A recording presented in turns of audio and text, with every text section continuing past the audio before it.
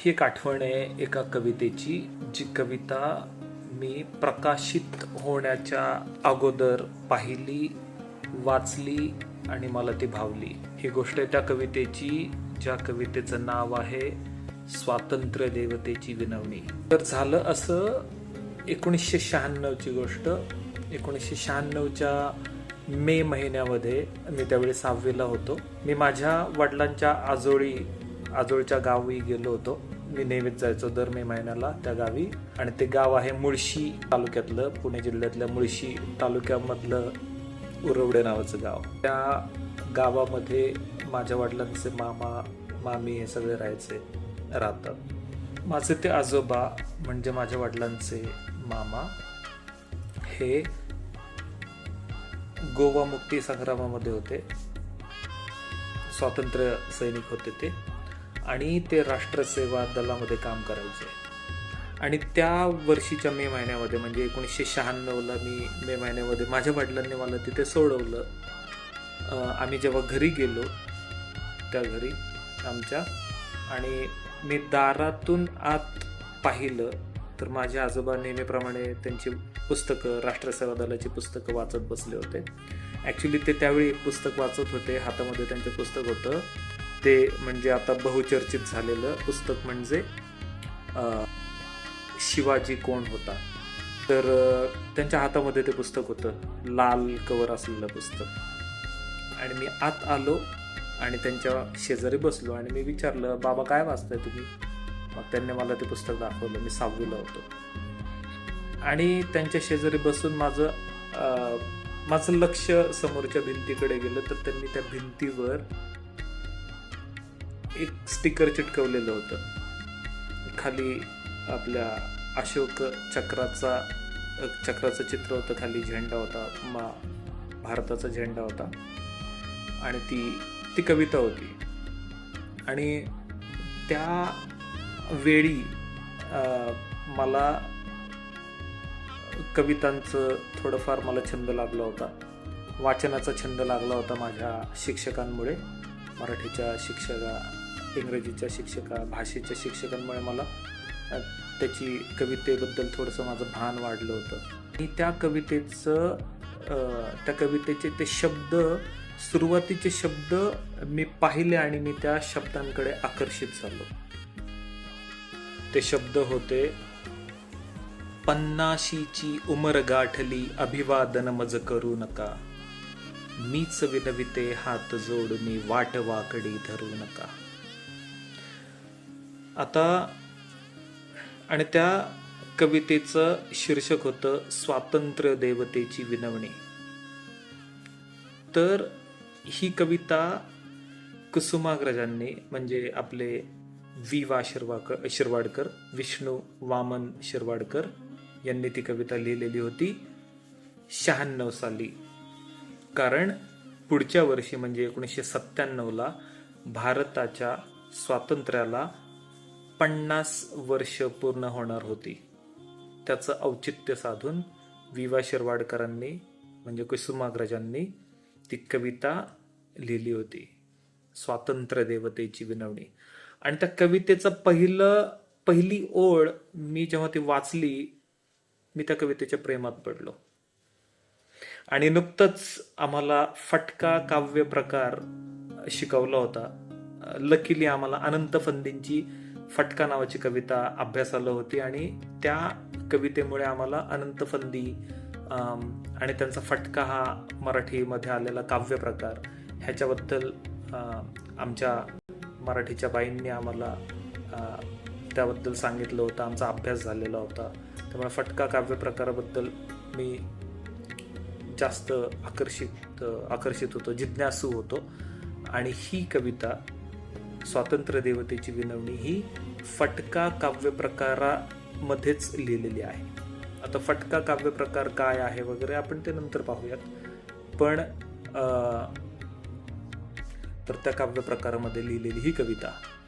तर ह्या कवितेची पार्श्वभूमी अशी की वा शिरवाडकर हे राष्ट्रसेवा दलाचेच कार्यकर्ते, आणि ही कविता प्रकाशित होण्याच्या अगोदर त्यांनी ह्या कवितेची स्टिकर्स बनवून भिंतीवर चिटकवता येतील अशी स्टिकर्स बनवून त्यांनी त्यांच्या राष्ट्रसेवा दलाच्या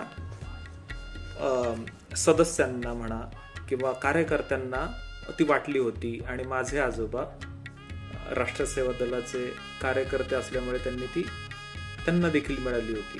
आणि जेव्हा ती मी आधाशासारखी एखादा आधाशी असतो ना, की त्याने समोर पंचपक्वान्न, एखादा मुलगा असतो लहान ज्याने समोर पंचपक्वान्न पाहिलंय, मिठाई बघितली गोड गोड, आणि तो त्या मिठाईवर जसा ताव मारतो, तुटून पडतो त्या मिठाईवर, गुलाबजामवर, जिलेबीवर, बाकरवडीवर, तसा मी त्या कवितेवर तुटून पडलो. म्हणजे मी सगळं बाजूला ठेवलं आणि ती भिंतीवरची ती कविता वाचायला लागलो पटकन. खूप मोठी कविता आहे ती, 2 पानी आहे, 2 फुलस्केपची पानं भरतील एवढी मोठी ती कविता आहे.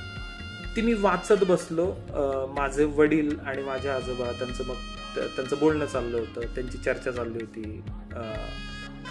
कशा आलात तुम्ही, कुठली एसटी भेटली, किती वाजता निघालात घरातून, वगैरे वगैरे. पण माझं त्या दोघांच्या चर्चेकडे बिलकुलही लक्ष नव्हतं. मी ती कविता फटकन एखाद्या आधाशासारखी ती वाचून काढली आणि पुन्हा पुन्हा वाचायला लागलो. मी त्या कवितेच्या प्रेमात पडलो. अशी ती अविस्मरणीय अशी कविता आहे ती. आज मी तुम्हाला ती सादर करणार आहे. आता ह्या कवितेची ही आठवण मला आत्ता का झाली किंवा का होतीये, कारण हे आहे 2026 साल. आजची तारीख आहे ऑगस्ट 7, 2026. भारताच्या स्वातंत्र्याला 79 वर्ष पूर्ण होत आहेत. 1947 ते 2027. आणि ही जी मी गोष्ट तुम्हाला सांगितली ही बरोबर 30 वर्षांपूर्वीची गोष्ट आहे, जेव्हा मी 7वीला होतो. ठीक आहे. तर ती भिंतीवर चिटकवलेली ती कविता मी वाचायला लागलो, वाचली. आणि वाचल्यानंतर मग मी माझ्या आजोबांना म्हटलं की बाबा मला हे स्टिकर मिळेल का? तर माझे बाबा म्हटले की अरे माझ्याकडे होती ती 2-3 स्टिकर्स. एक मी भिंतीला लावलं आणि उरलेली मी माझ्या मित्रांना, तुझ्यासारख्या विद्यार्थ्यांना देऊन टाकली. तुझ्यासाठी मी ठेवायला हवी होती पण माझ्या लक्षात नाही राहिलं. ठीक आहे, आता माझ्याकडे हे एकच आहे. म्हटलं मग, आणि ते स्टिकर होतं, ते भिंतीला लावलेलं स्टिकर. मला माहिती होतं ते जर स्टिकर काढलं तर ते मागचं ते स्टिकीनेस तर निघून जाईल त्याचा, आणि मग काहीच अर्थ नाही राहणार.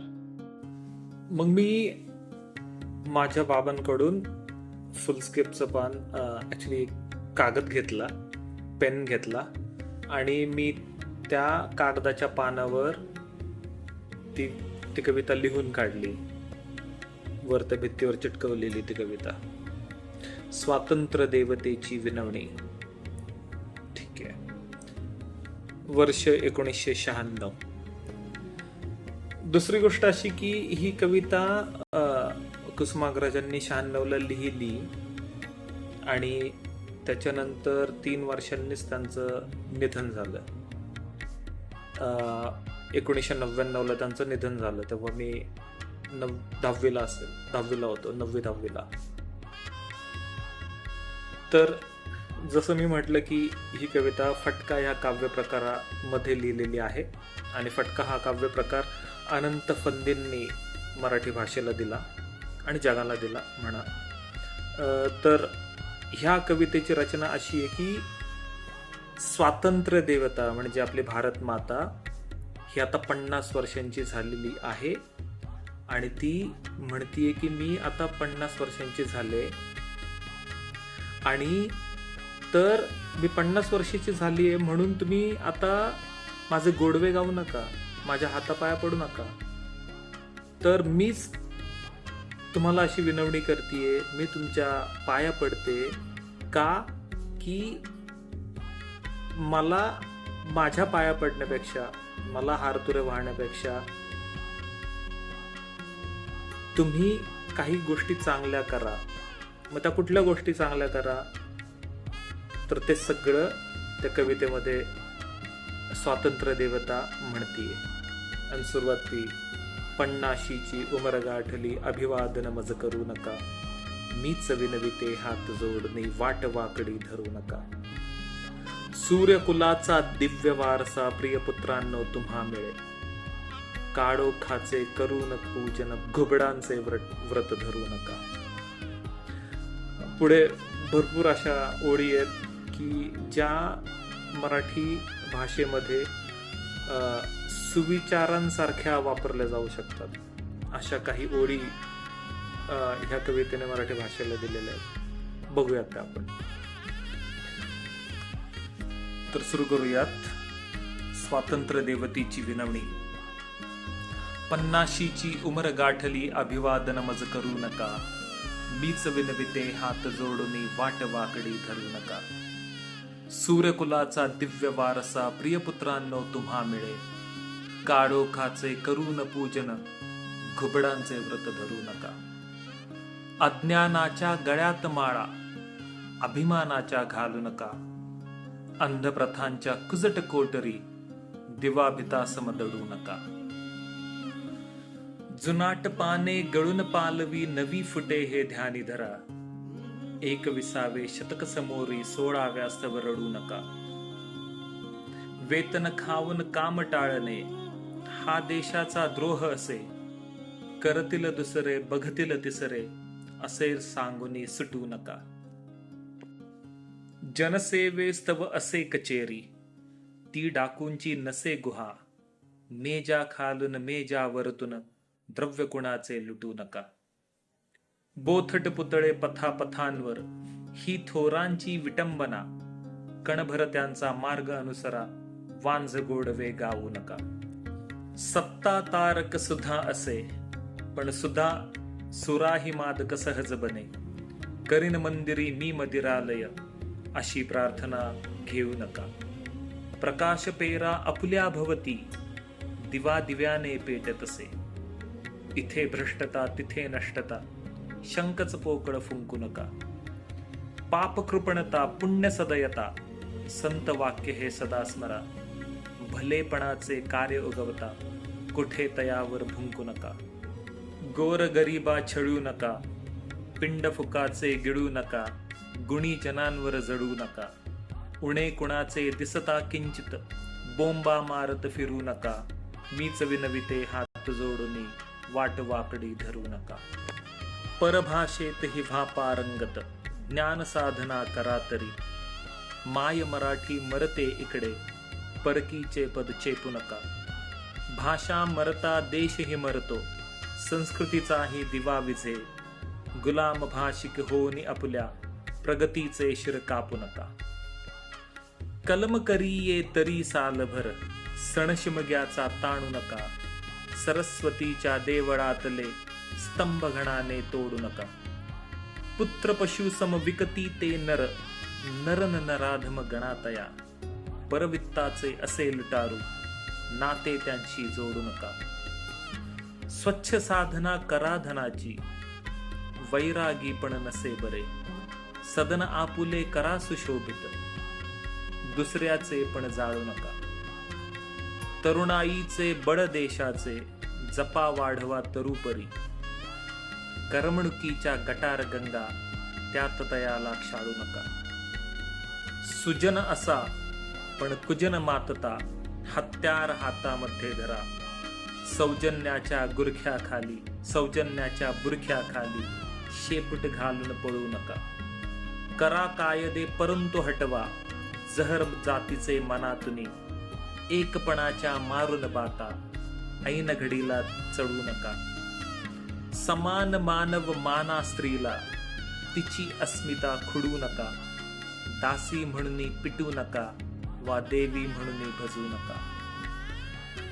नास्तिक आस्तिक असा कुणीही माणुसकीतच देव पहा. उच्च नीच हा भेद घृणास्पद उकिरड्यात त्या कुजू नका. माणूस म्हणजे पशु नसे हे ज्याच्या हृदयात ठसे. नरनारायण तोच असे. लाख लाख जन माझ्यासाठी जडले मेले विसरू नका. मीच विनविते हात जोडणी वाट वाकडी धरू नका.